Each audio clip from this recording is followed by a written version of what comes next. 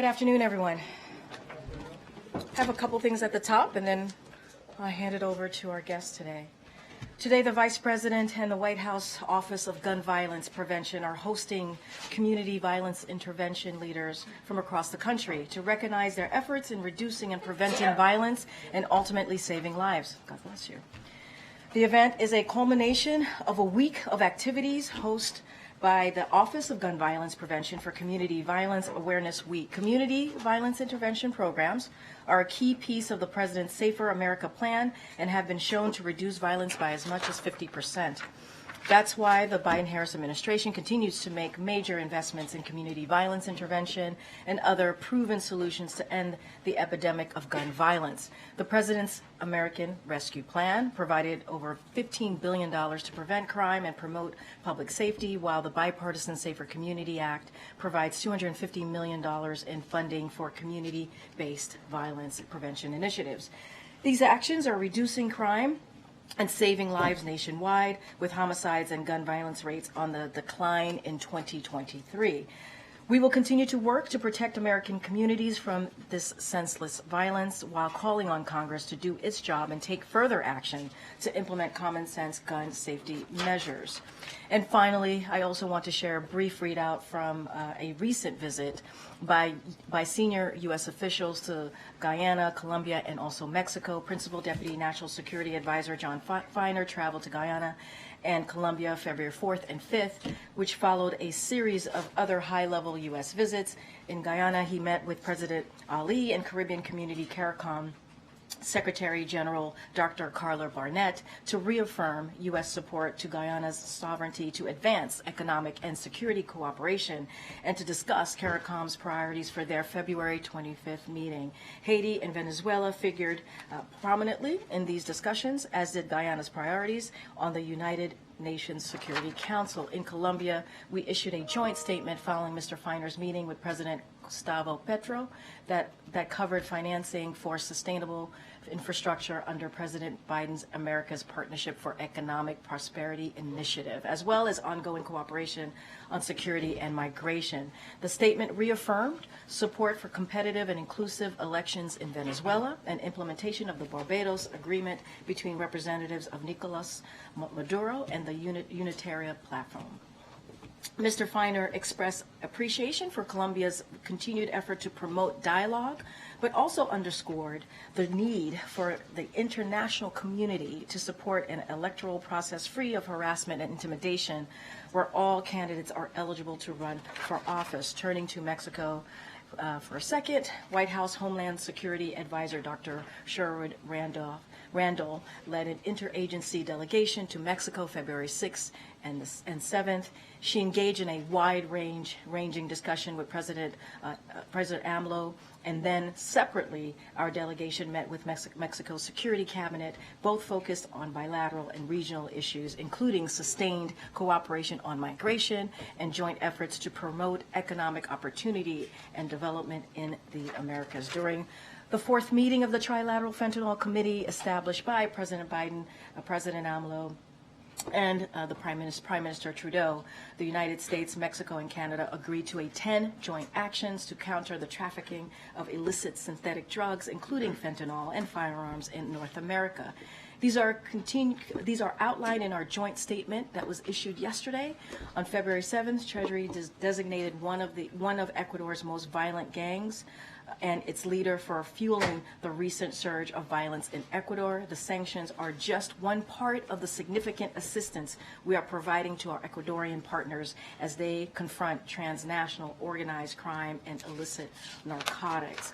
Finally, allow me to once again pay respect for the people of Chile as they mourn the loss of former President Sebastián Piñera. Our prayers also go out to all in Chile who lost loved ones to the wildfires and forced thousands to leave their homes. The United States is supporting firefighters by deploying technical staff, by providing satellite imagery, and offering funds to the purchasing firefighting equipment, and we stand ready to do more. With that, thank you for your patience. I will turn things over to my colleague, Ian Sams from the White House Counsel's Office. Ian? Thank you, Karine. Good to see everybody. Sure, thanks. I want to start by talking about a few things that I think are important for you all to hear and for the American people to hear. The president spoke powerfully about this last night. After a long investigation that turned over every stone and explored every theory, the special counsel decided that there was no case there. Notably, he said this would be true whether President Biden was president or a private citizen. The special counsel's assignment when he was appointed was to determine whether any criminal conduct occurred. He found it didn't. That was the finding. The case is closed. I want to read you something from none other than Ken Starr, who most people in this room will remember is the independent counsel who investigated former President Clinton. After that investigation, here's what he said to Congress, quote, "What I see the conclusion as being is just a determination that no criminal charges would be brought. Period. Full stop. That is it. It's all over at that stage," end quote. That rings true here. The special counsel report goes on at length about the president's unprecedented cooperation in this case. I want to share a few things about that because I think it's very important. One, when the classified documents were found, it was self-reported. The president directed his team to ensure that any classified documents were returned immediately. Why did he do that?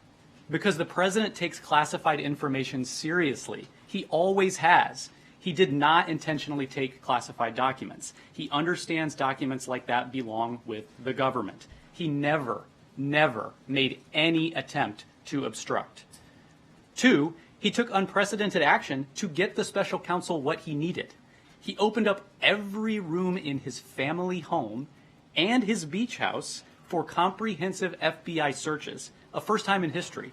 He sat for 2 days of interviews. An interview that I'll add, and the president talked about this last night, took place the day after the brutal attack on Israel.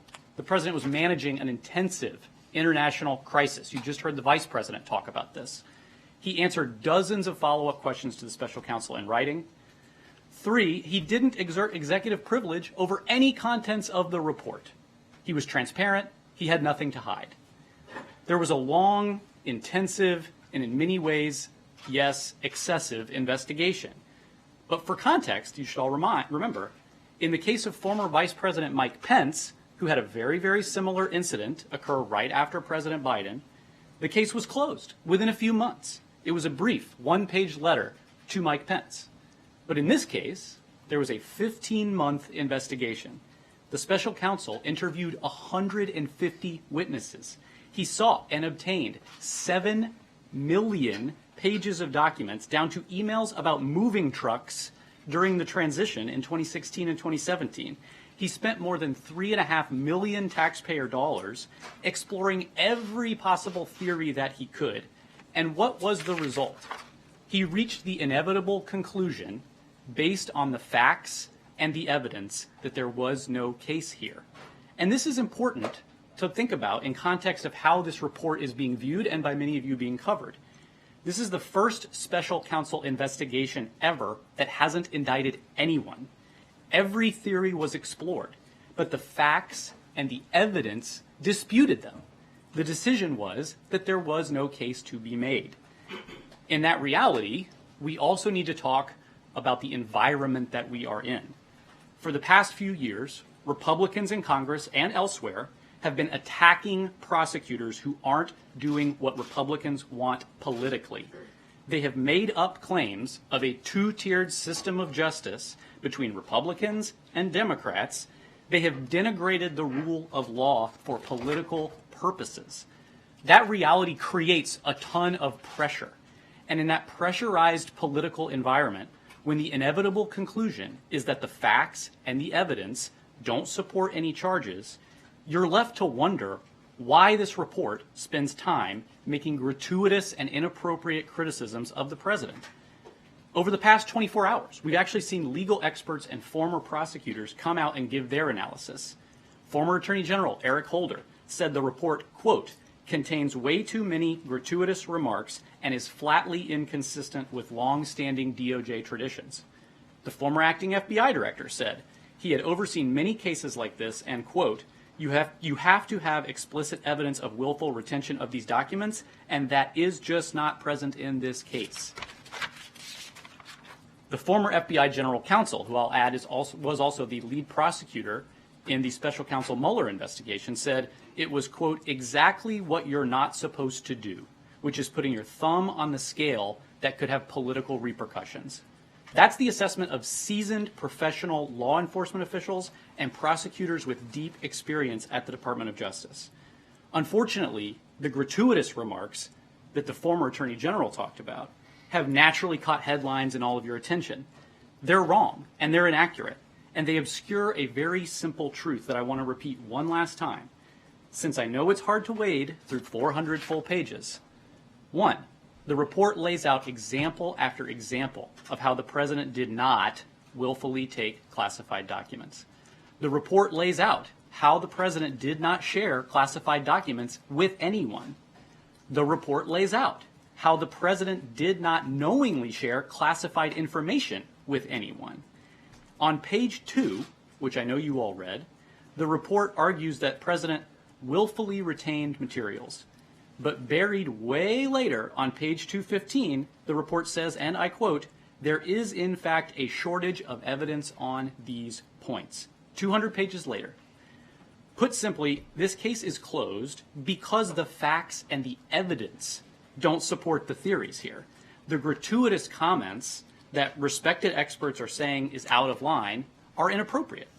And they shouldn't distract from the fact that the case is closed. And the facts and evidence show that they reached the right conclusion. With that, I'm happy to take questions. Just a couple of housekeeping. When and whom was the president briefed about on the contents of the report? The president was briefed by his lawyers. And second, the president, and as you mentioned again, you thought that some of the characterizations were gratuitous. Does the president still have confidence in Merrick Garland after selecting her to be put in this position? The president spoke to this last night. I can't remember which of you asked him what his thoughts were on the appointment of the special counsel, and he answered that, I think, thoughtfully and powerfully, and I don't really have anything to add beyond what the president said. Finally, does the president support the release of the entire transcript of his interview to put to rest some of these things that you think are being overlooked? Yeah, it's a reasonable question. I think that it's important to know that we're dealing with classified materials in this conversation. There are classification issues there. I don't have any announcement on, releasing anything today, but it's a reasonable question, and there are classified stuff, and we'll have to work through all that. So, but once you can work through, like, say, a redacted version, would the president support the release as long as you can obviously keep what needs to be kept secret? Well, we'll take a look at that and make a determination. Thanks, Ian. Two questions. First, you said in the topper that the president takes classified information seriously, and the president said last night that he never discussed classified material with anyone, but the special counsel's report said that on 3 different occasions he did discuss it with his ghostwriter. I understand it didn't meet the bar for prosecution, but how do you reconcile the president's statement with what's in the report? Sure. Well, if you read the full report, it actually gets into each of those 3 instances. I think Justin rightly points out that we're talking about 3 instances out of 250 pages of evidence that they're talking about criticizing. I think it's important to look at those 3 examples. 2 of them are his own notes to himself in his personal diary that he was reading about to his ghostwriter for his memoir, for a memoir about his life after his son Beau died. And he was reading these passages that he had written to himself to share information with him, and he took pains, and the report lays this out, to express how sensitive some of the information was and that we should be careful with it. And of those 2 passages from his diaries that he talked about with his ghostwriter, weren't in the book. There's no classified information in the book. And so I want to just make that point. And the second is there's a kind of an allegation of willfully taking a classified document that he talked about with his ghostwriter. That's false. As the president talked about last night, he was again talking about a handwritten letter that he had sent to President Obama and faxed to him about the Afghanistan troop surge. These are the president's own personal writings, the president's own diary notes to himself. And I think there's an important thing to think about here. There's plenty of historical analogs, the most notable of which is Ronald Reagan, President Reagan, whose diaries very famously became a subject of a lot of attention in the country. And the Justice Department knew that President Reagan's diaries had classified information in them. Knew it at the time. He took those diaries home. He read those diaries to people. He shared the actual physical copy of the diaries, which the special counsel report talks about. Joe Biden never even gave custody of his notebooks to anybody, and they never even asked for those diaries back, and they never launched an investigation. And why is that? It's because historically, going back to the beginning of the country, presidents keep diaries. We should want our presidents to be thoughtful and deliberative about the decisions that they make on the most consequential issues of our time. And we have entrusted presidents to be safekeepers of this information, and we have expressed, great gratitude, including many of you in the press, when presidents share through books and other things insights into their thinking and decision making and historical context. And so I think it's lost in the shuffle of all of this that the president did what all of his predecessors had done, which was take notes for himself, keep a diary of his own daily life so that he could think back on these big moments of the time.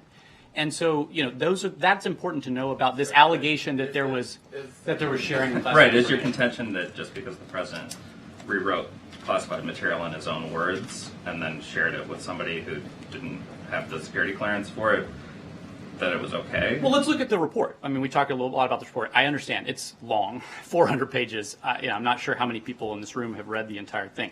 Page 3, which I think is what everybody's asking about and understandably, says, quote, Mr. Biden shared information, including some classified information, with his ghostwriter, right? But if you go to page 248, the report says, quote, we conclude that the evidence does not establish that Mr. Biden willfully disclosed national defense information to his writing assistant. That's in the report. That's the conclusion that was made based on the evidence.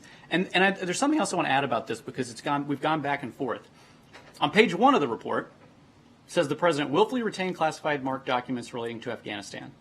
But on page 215 of the report, it says, quote, there's in fact a shortage of evidence on these points. On page 5 of the report, everybody read that, first few pages, says, quote, Mr. Biden's memory was significantly limited. But here's something that everybody should make sure that they see. Elsewhere in the report, he says, quote, we expect the evidence of Mr. Biden's state of mind to be compelling, pointing to him providing, quote, clear and forceful testimony.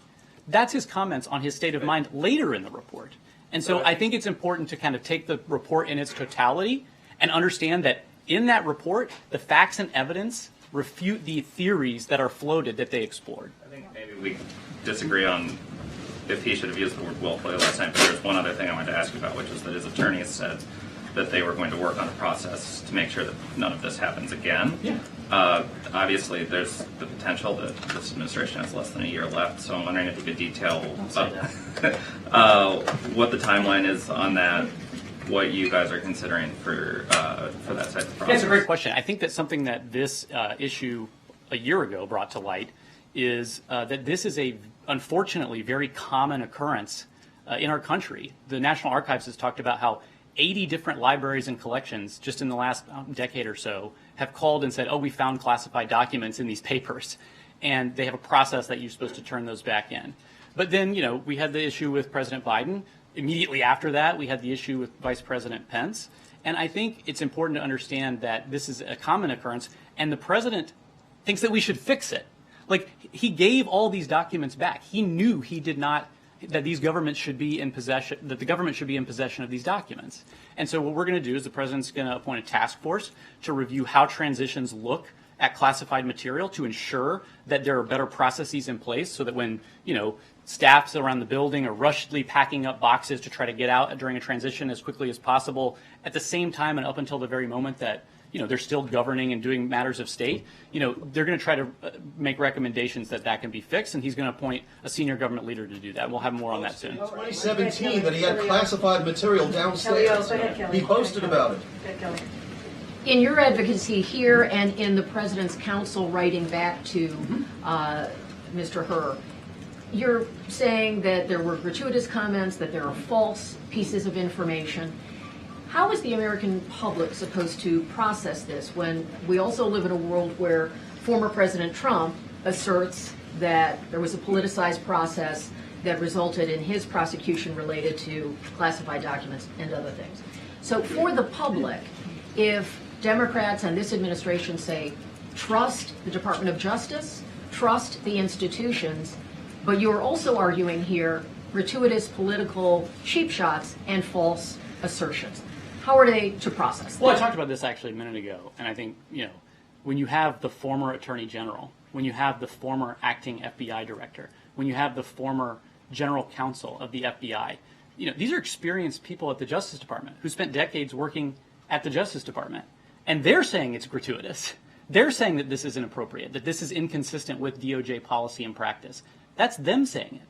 We agree. You heard the president speak forcefully about this last night. You heard the vice president speak forcefully about this today. We certainly agree that it's gratuitous. But I explained this a little bit in the opening. We're in a very pressurized political environment. And when you are the first special counsel in history not to indict anybody, there is pressure to criticize and to make, statements that maybe otherwise you wouldn't make.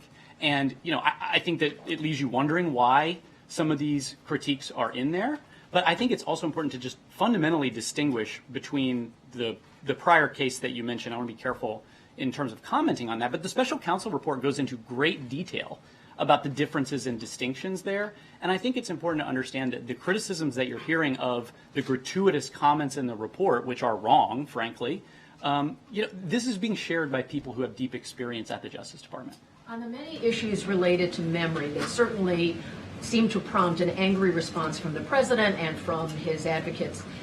Is there anything being done to address that issue in an ongoing way? Obviously, counsel wrote asking for some of those things to be removed.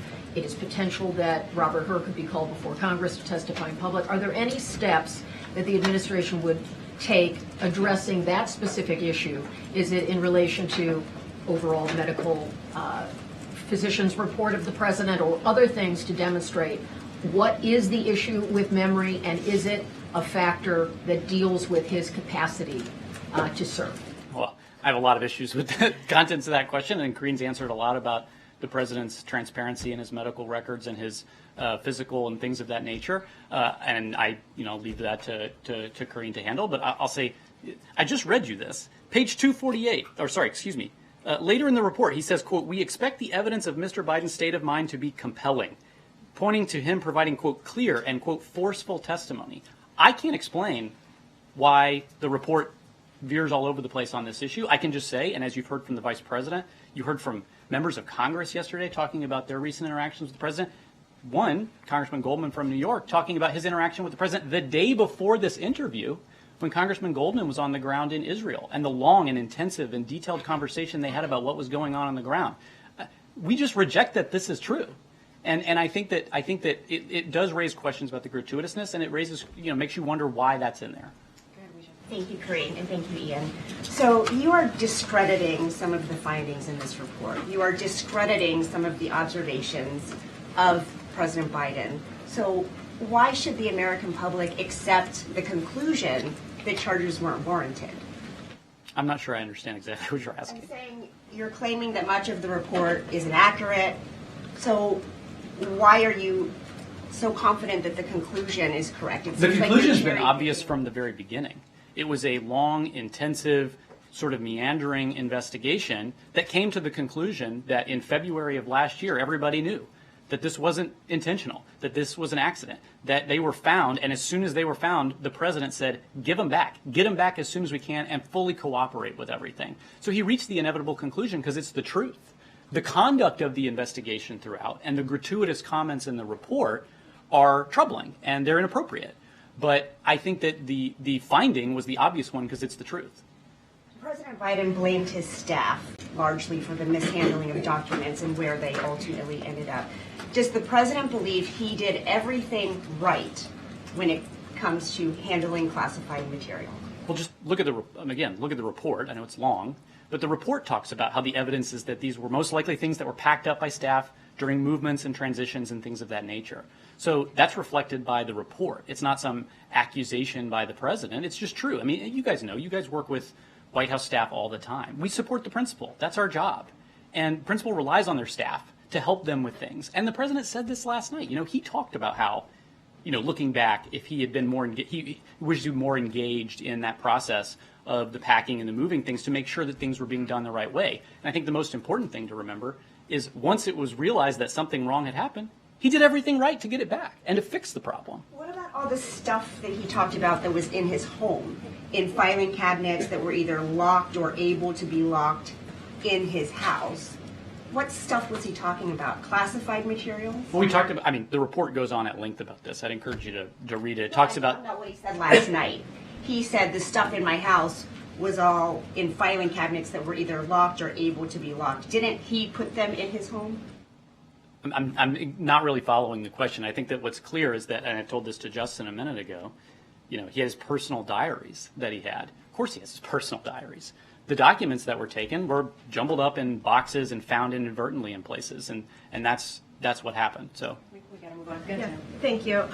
How concerned is the president and the team here that the, quote, gratuitous comments are going to damage him, damage public perception of him? I think the public is smart, and I think that they can see what's going on. I think that they see a president who fully cooperated. I think they see a president who did the right thing and made sure everything got back.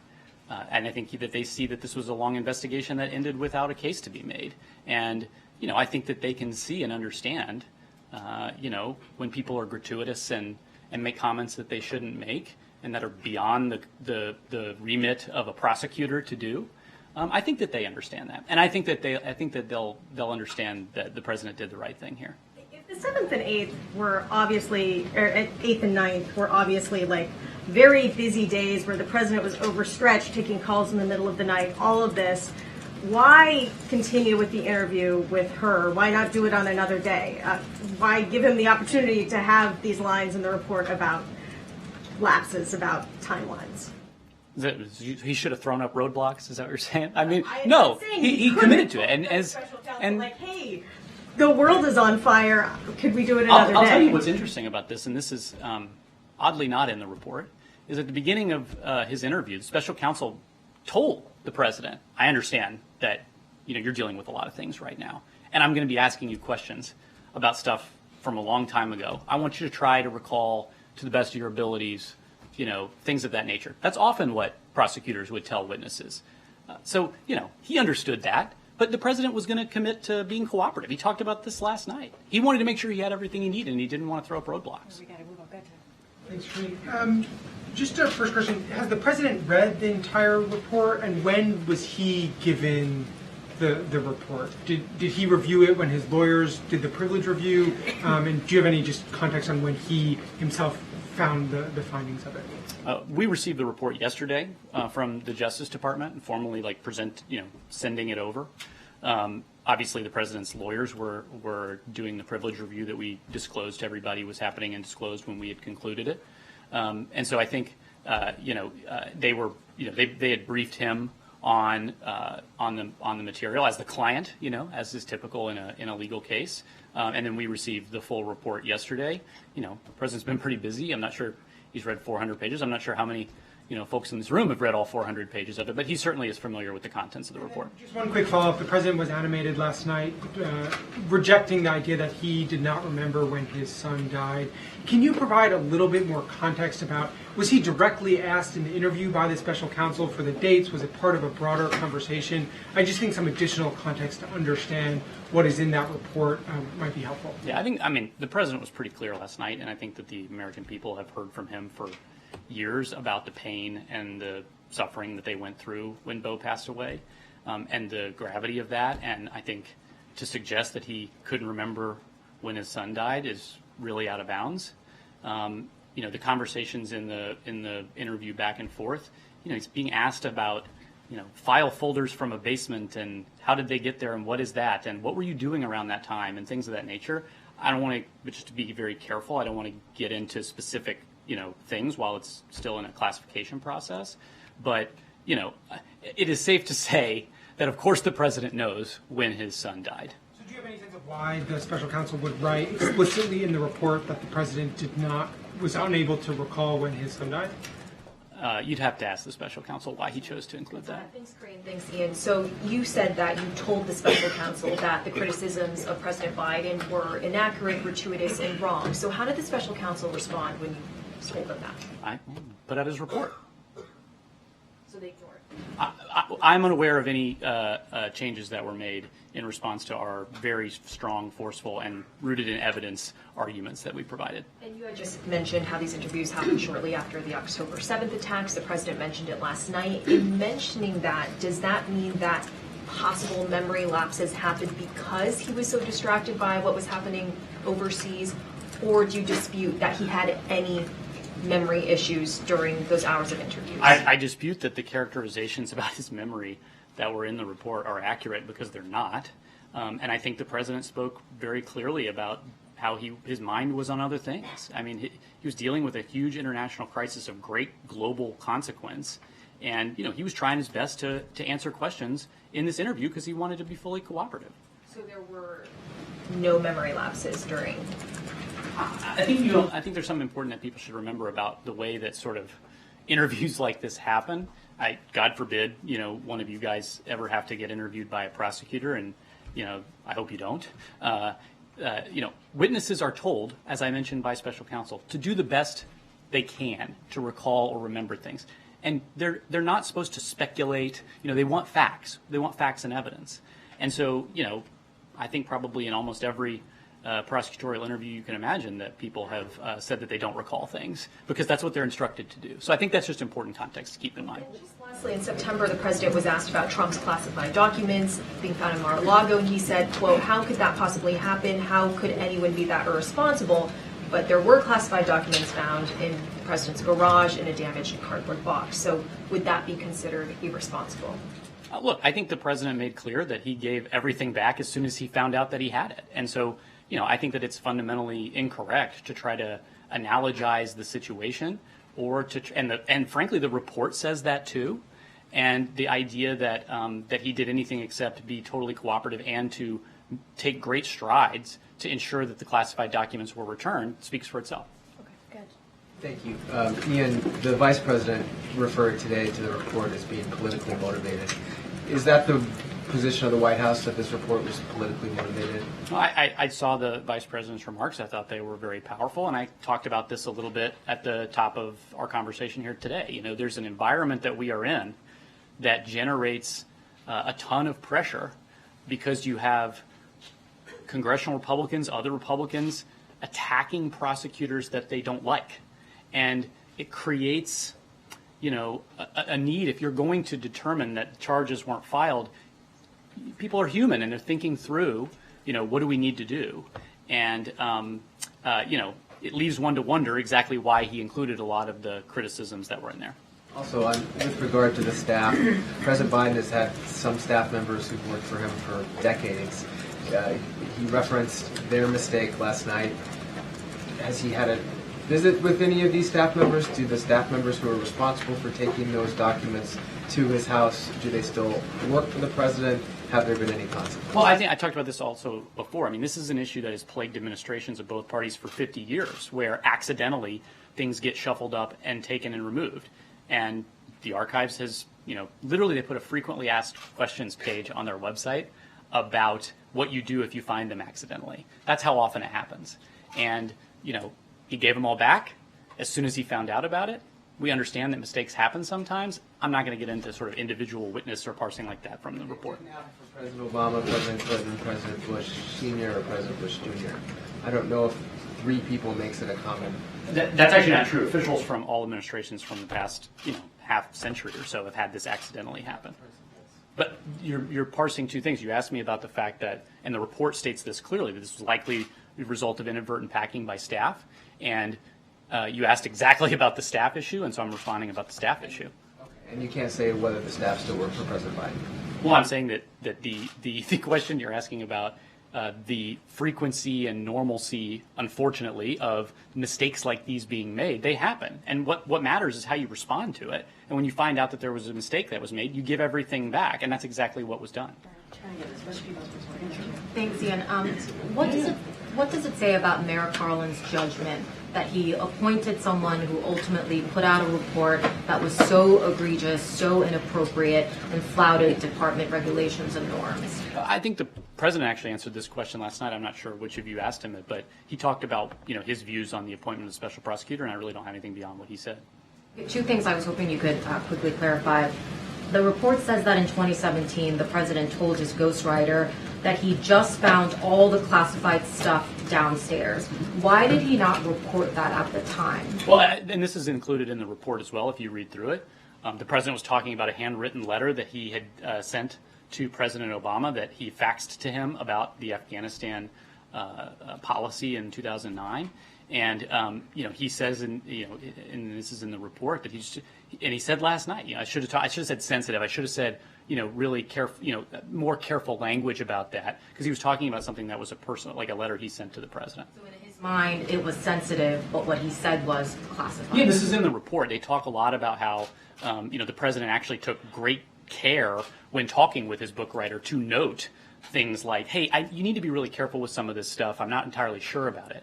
And so I think that that's important to realize, that the report itself actually talks about what care he took with this sort of information as they explore all the theories and go through all the evidence that sort of refutes most of those theories, almost all of those theories, when you think about the judgment that there will be no case in this matter. So, that's addressed in the report. And the second thing, the president also said last night, all the stuff that was in my home was in filing cabinets that were either locked or able to be locked. But the report says that some of the classified documents were in cabinet drawers, while others, about Afghanistan, for example, were in unsealed and badly damaged box sitting in his garage. So did the president misspeak last night? Look, I think the president was responding to a number of inaccurate allegations in this report.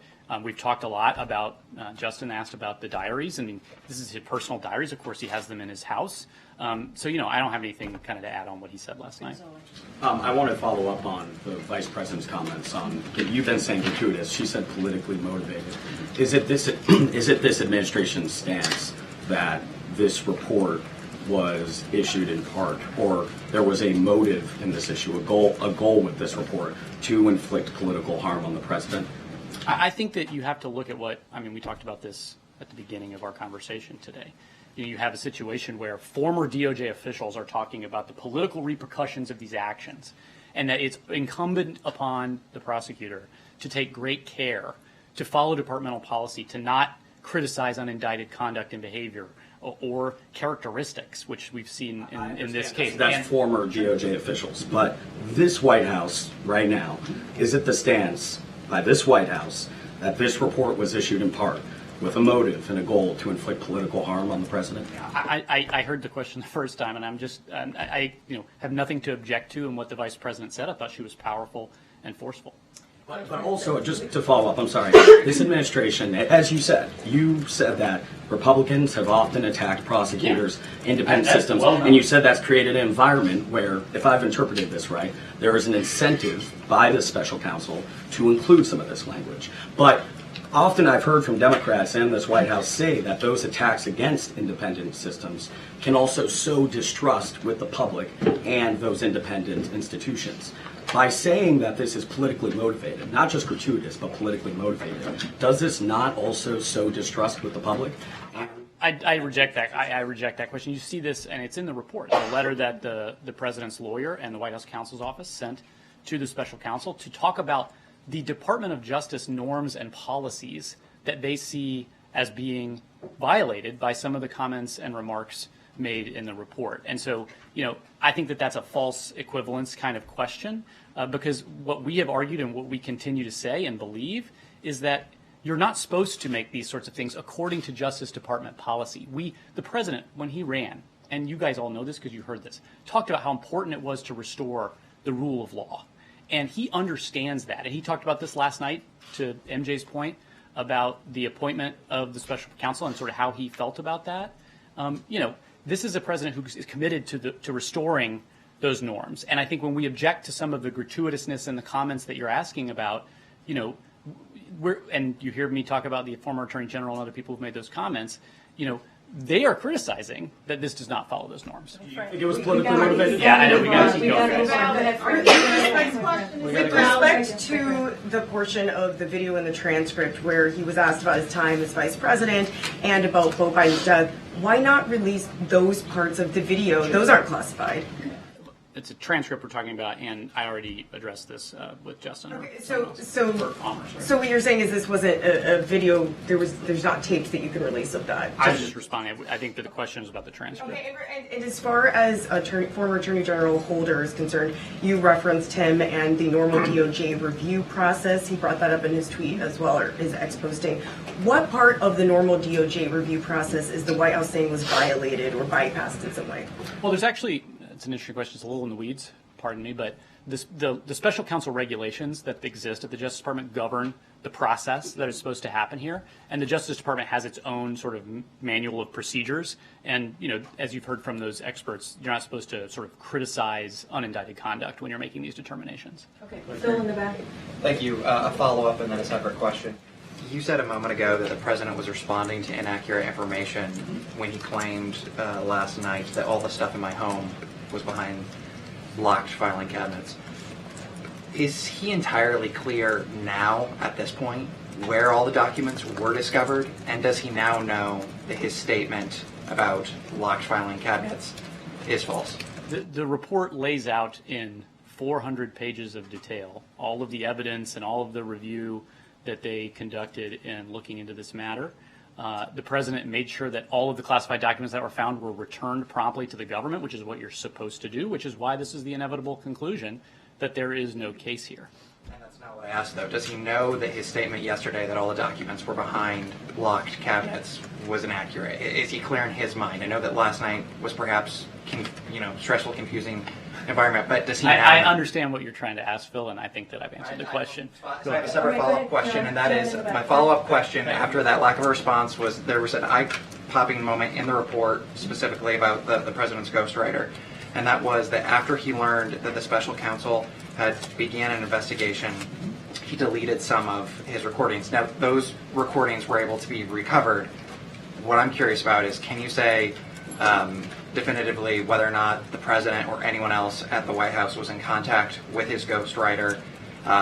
This is in the report. I mean, read the report. In the report, it says that they sought this, they looked into this, and that they didn't. So that's in the report. They were not. We're going to wrap this up. Go ahead, John. Thank you, Karine. Ian, thank you so Sure, much. yeah. 2 questions. Just for clarity, you're from the White House counsel's office, correct? But you're not a lawyer, correct? That's correct. I'm a sponsor. Okay. Any chance that we'll get the White House counsel to come out here and answer questions directly? Should I be offended by that? I mean, I get offended all the time. I know. I mean, what? I mean, come on. You did say something that was factually incorrect. There has been a previous special counsel. John, finish your question, please. I was asked to come today by your colleagues in the press corps, and we happily obliged. As you know, former President Trump, he was charged with a slew of criminal charges related to classified documents in his possession, including counts of willful retention of national defense information.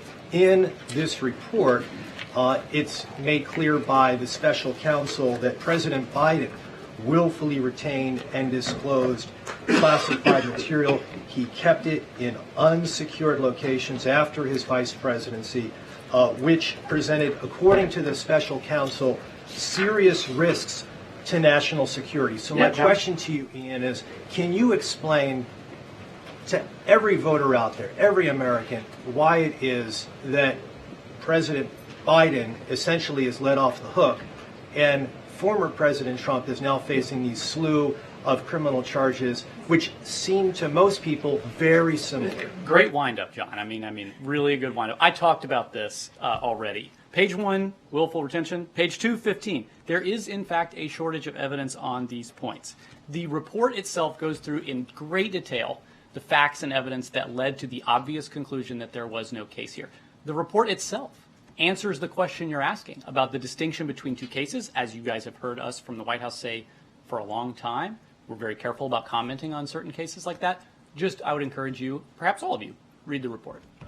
Report, and that's the reason why I asked that question, and the reason why so many people seem confused, because you hear willful retention of national defense information related to Trump, willful retention of classified material related to President Biden, and yet one individual is facing criminal trial being brought by the Department of Justice in Fort Pierce, Florida, and the other one is not facing any charges. Sure, and I think I've talked to many of you guys in the room over the last 24 hours about this.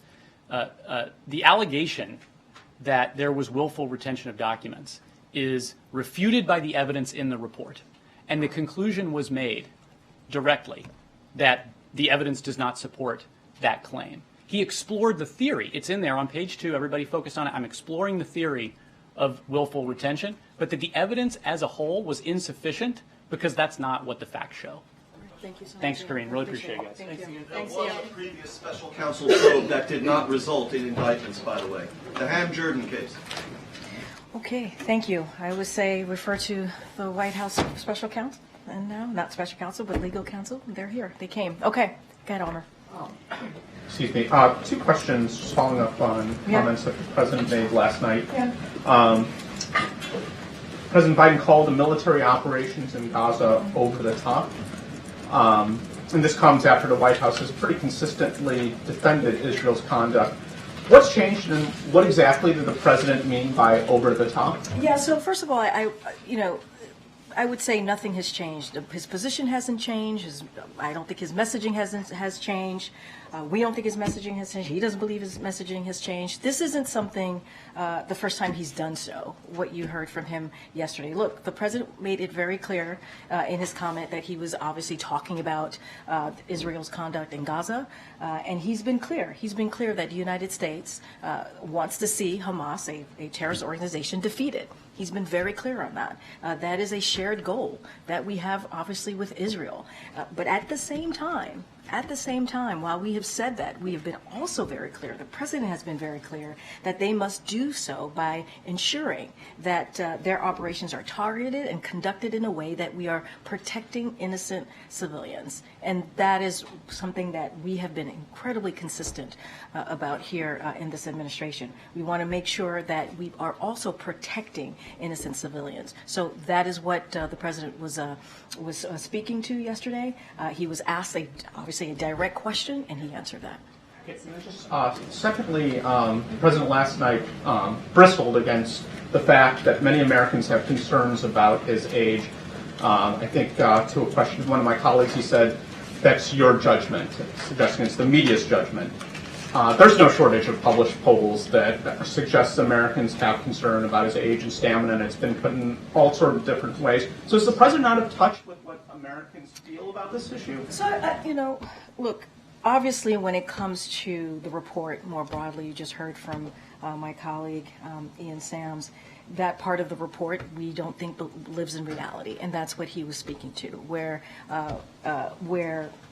comments were made in that report about obviously about his memory that we don't believe lives in reality. And no, I'm going to answer your question. Just give me a beat. I'm going to answer your question. When you have a president that has been one of the most productive, if not the most productive and effective presidents in modern time, that you would assume is a president that is indeed in touch with where the American people are, right? That would assume that the president understands what's going on around the kitchen table when Americans are sitting around the kitchen table trying to figure out how are they going to deal with the economy, how are they going to deal with health care. So in our opinion, in my opinion, he is very much in touch with what Americans are feeling out there as it relates to lowering costs, as it relates to making sure that we beat Big Pharma. This isn't the president who understands what the American people are feeling. Look, as it relates to his age, as it relates to what has been said in this report, it is something that we don't believe lives in reality in the sense of this is a president. I've known this president since 2009. I've known this president. He's been not just my boss, but a mentor to me. And no one in this building would say that what we saw in this report about his memory. Everybody sees somebody who works very, very hard, has spent hours with him, understanding exactly where the American people are and what they're feeling, and also how to deliver on those critical, important issues to them. Your argument on the report and the assertion that it's gratuitous is well taken, as well as what you believe is his performance. I get that. Yeah. But he seemed to be playing with a different set of facts. The facts are that this is an issue that Americans are concerned about. And he's saying that it's just the media's judgment. Right, but he's also joked around with all of you and talked about and said some things about his age in a way that he understands where people are. He actually said that when in his answer. He has also mentioned his old pal Jimmy Madison. Right? He gets it. He gets how he's viewed. He gets what people see and what's written about him and what the American people also see. But there are other things to note. Right? McCarthy, when he was Speaker, said that he has found the president mentally sharp in meetings. You know, there are stories like that from, as they're saying it quietly, privately, House Republicans and other Republicans in Congress. But there's reports from all of you who have said that they have interviewed some of these folks and have said the president is sharp. The president, when they have a conversation with the president, he understands the issue. I mean, we saw it at the last State of the Union. He was able to negotiate while giving a very important speech, about 90 minutes, to the world. Millions of Americans watch as he was able to negotiate with House Republicans in the room.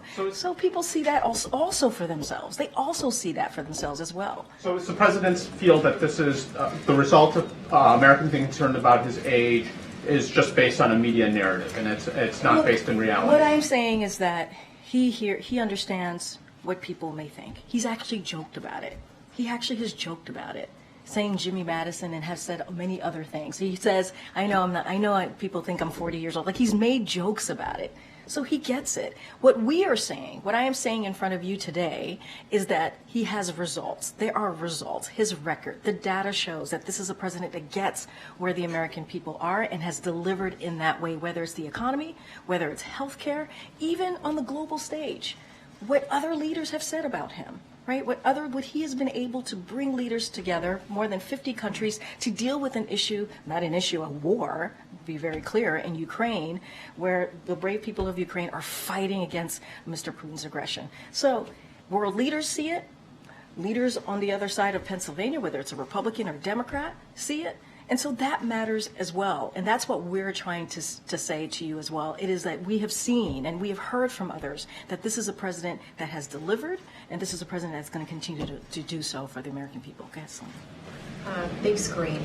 You've downplayed concerns about the president's memories in situations where he's mixed up certain things. You said it happens and it's common. But yesterday we saw the president again have a mix-up with the president of Egypt, with the president of Mexico. So how do you explain that? Is it not valid that voters would have these concerns?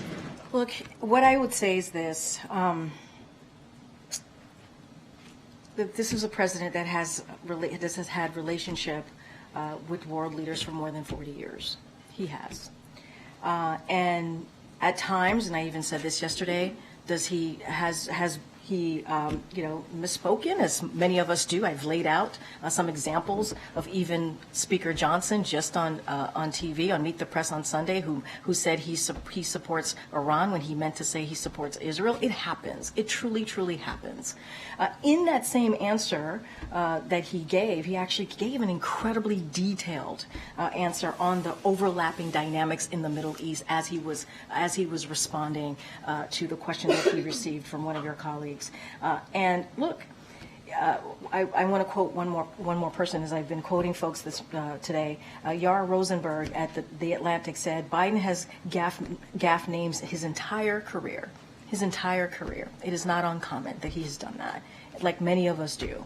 And he said he was clearly talking about Egypt and named Sisi and laid out his policy and the broader issues in detail. Twitter just isn't interested in that, right? And so look, this is a president who has the experience. You've heard me say this, he's been senator for 36 years. He's been obviously vice president for 8 and now president. He has these long relationships with leaders.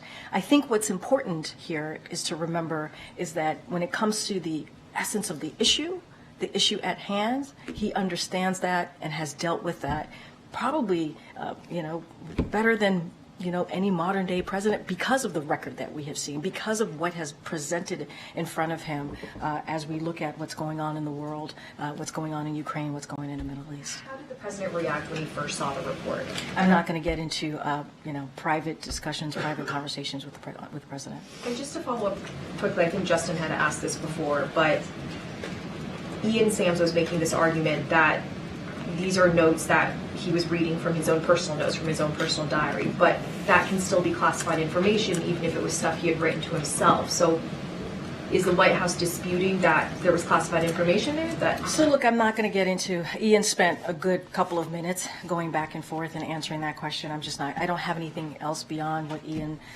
my colleague, shared here. I think the bigger picture here is that the case is closed, and I think that's what the American people also should know as well. And so I'm just not going to get into details from here. Okay. Thanks, Karine. With concerns about the president's age, are there any plans within the White House to have him engage more with the press, engage more? He decided not to do the interview before the Super Bowl that many presidents have done. Has there been any considerations about revisiting that or other sorts of engagements? As you said, many people in the White House do not see the image of him that the report depicts. Are there conversations about trying to change that perception among the American people? I mean, look, you saw, your colleagues were, I think, were you in the room, Tyler, yesterday? Your colleagues were, and yourself, were able to see the president and ask questions yesterday. He did that, I believe, if not the day before yesterday, he did that a couple of times this week, I think about 3 times, engaging with the press. It's just something that he does pretty often. And we're going to try and obviously pick moments. He's going to, on his own, have moments where he's going to want to walk over and talk to all of you, as he's done many times before. We're going to continue, obviously, to your question, yes, we're going to find many different ways to engage with the press. That's something that we think is very important. It's important to take your questions. It's important to hear from all of you and hear directly what's on the mind of the American people, as well as what we believe is on the mind of the American people, and take questions. So that's not going to change. I don't have anything. But I'm just wondering if there's been more conversation in the White House in the last 24 hours about a sense of urgency to try to get the president. I hear the question, but he literally took questions from all of you 3 times this week. 3 times. Once when we were on the broad. But just more broadly about getting the president out more to try to combat the idea that he has memory issues I hear your question, but we literally did. I was on the road with the president from Thursday last week until Monday evening. We went to Detroit or Michigan. We went to Michigan. We went to California. We went to we went to Vegas. The president has been out there, and that's something that we're going to continue to do. And so he wants to be out there to talk directly to the American people. You hear us say that all the time. And you've seen him do that throughout the month of January. And now, obviously, we're in February. We're going to continue doing that as we have been for the last 2 to 3 years. It's not going to stop. Okay. Thanks, Karine. A question about Israel. Has he communicated to Prime Minister Netanyahu that he believes his response has been over the top? Is that language he has used in their discussion? I mean, look, we have read out, we've read out conversations that the president has had with the prime minister. The president has always been clear with the prime minister. I just don't have anything beyond that. What he said yesterday, what the president said yesterday, he's done before, in saying very clearly, obviously, we believe that Israel has a right to defend itself.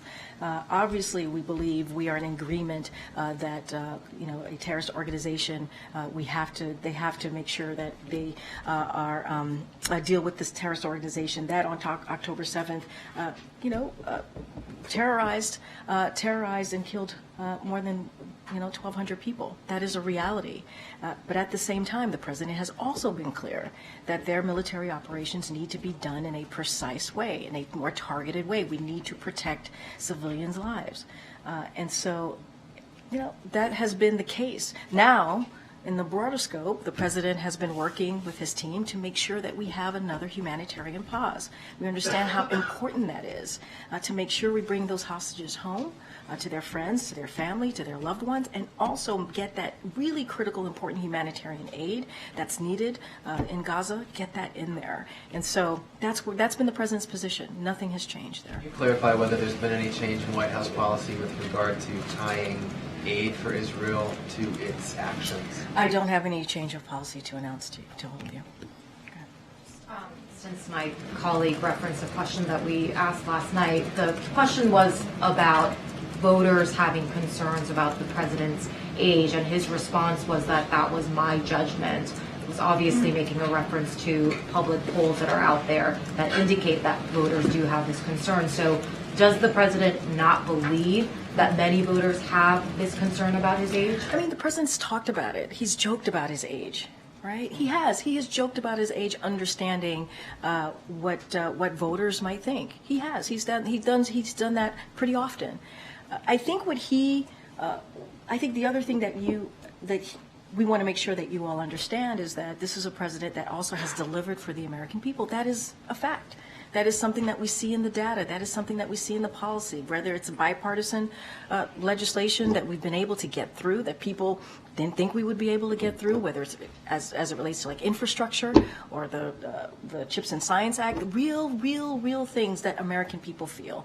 And for him, that's what he believes is important to focus on, is what the American people need in the sense of issues that matter to them.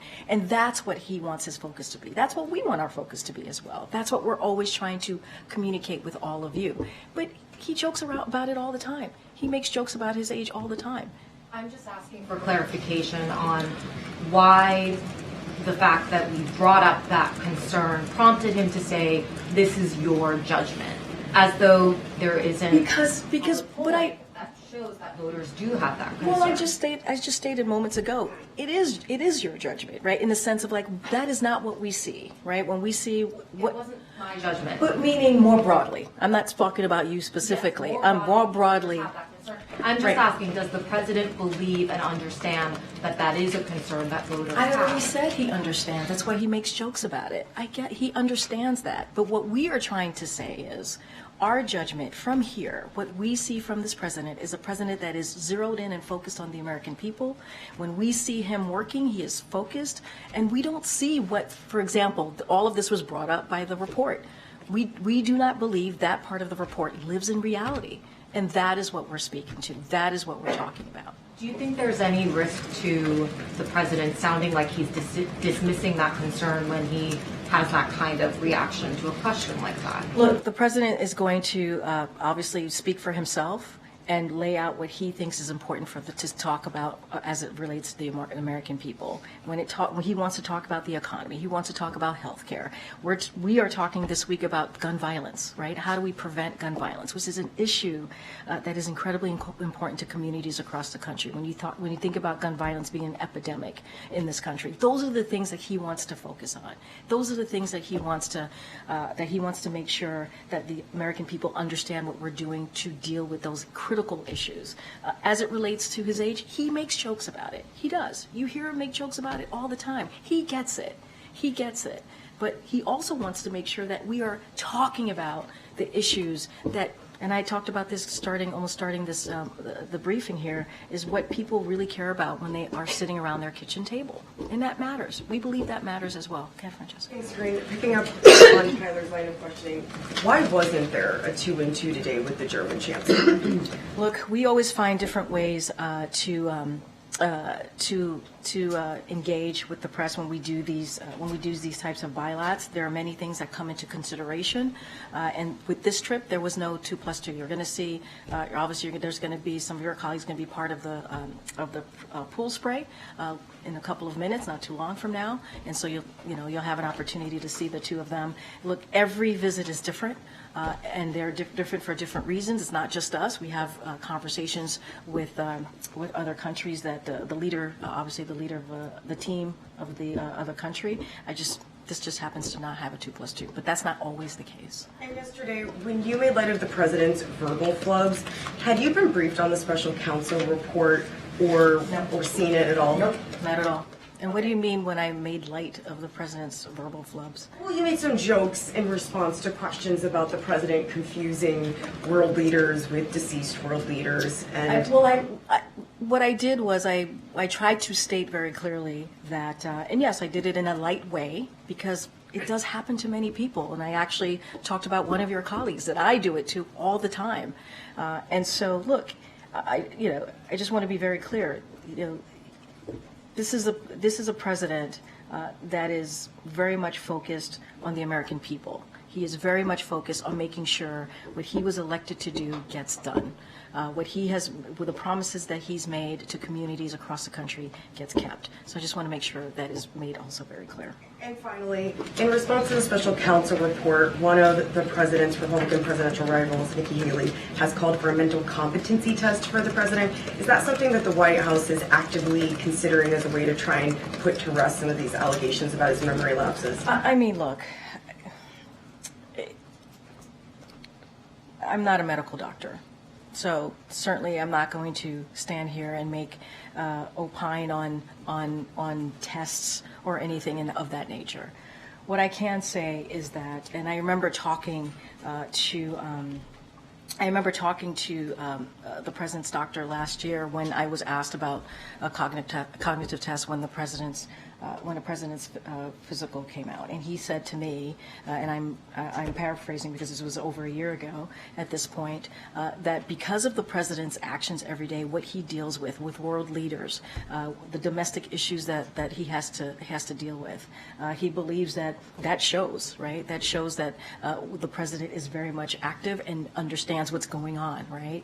And didn't believe that a test like that was warranted because of just who he is as president of the United States and everything that he has to deal with. But again, I'm not a medical doctor. The president's going to continue to be obviously transparent when it comes to his physical. We were the last 2 years. He'll have one this year, and when the time permits, obviously, or when the time comes, we'll certainly share that. Thank you, Karine. Last night, soon after the president's remarks about Israel, the administration announced a national security memo that calls for the State Department to obtain written assurances that countries that receive weapons from the U.S. will use those weapons in accordance with the law of war.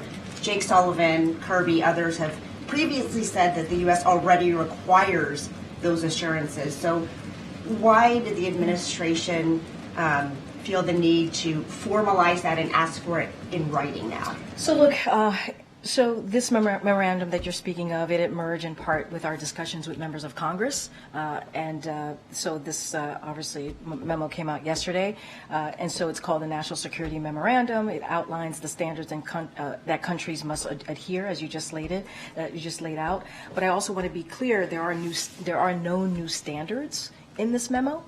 We are not imposing new standards for military aid. That's not what is in this memo. Instead, we are spelling out publicly the existing standards by the international law, including the law of armed conflict. So we are also, one thing that we are doing is creating a new annual report to Congress that members have requested. This is in request because of the interest of transparency. So this is in line with conversations that we have with the congressional members as we try to really work together in a way that makes sense and moves the ball forward. But this is not new standards. This is something. These are things that already exist. To your point, that is now in writing. And then we did create a new annual report for more transparency. If Israel doesn't sign off within the deadline of 45 days, because it is involved with active conflict, will the U.S. aid be cut off immediately? So what I can tell you is that we did brief the Israelis on this. They reiterated their willingness to provide these types of assurances, so those conversations are happening, and they obviously they reiterated their willingness for the assurances. Okay. One more. Okay. Thank you, Karine. If the special counsel says President Biden's got significant limitations on his memory, then who is helping him run the country? The President of the United States runs the country. The Commander-in-Chief runs the country. How can he be trusted with the nuclear codes if, I get that you're saying that nobody in the building would say that he's got an issue with his memory, but just the little part of what we get to see, he's made mistake after mistake after mistake after mistake on camera this week. So I want to be very clear here. The reality is that report, that part of the report, does not live in reality. It just doesn't. So the special counsel is lying about the president's memory. It was gratuitous. You heard from Ian Sams, my colleague. It is unacceptable, and it does not live in reality. That is just the facts. And look, it is a closed case. That is what the special counsel said. And what matters is that the president in the last 3 years has delivered on the economy, has delivered on health care, has turned this country around after the last president left us with an economy that was in a tailspin. That's what we were dealing with. That's what we were dealing with. If you think about the world leaders and issues that have been going on in this country for the past 2-3 years, not in this country, in the world, right? When you think about Ukraine, the president was able to bring together NATO allies. They've been the strongest than they've ever been, and make sure that we are providing what Ukraine, the brave people of Ukraine, need as they're fighting aggression, Putin's aggression. And that is what this president has been able to do. His experience as former senator, as former vice president, and now president, has gotten us to a place where we've been able to turn things around in a way that we meet the needs of the American people, whether it's domestic issues or national security issues. And that is what matters. That part of the report does not live in reality. Bye, everybody. Have a great weekend. When can we talk to the president's doctor?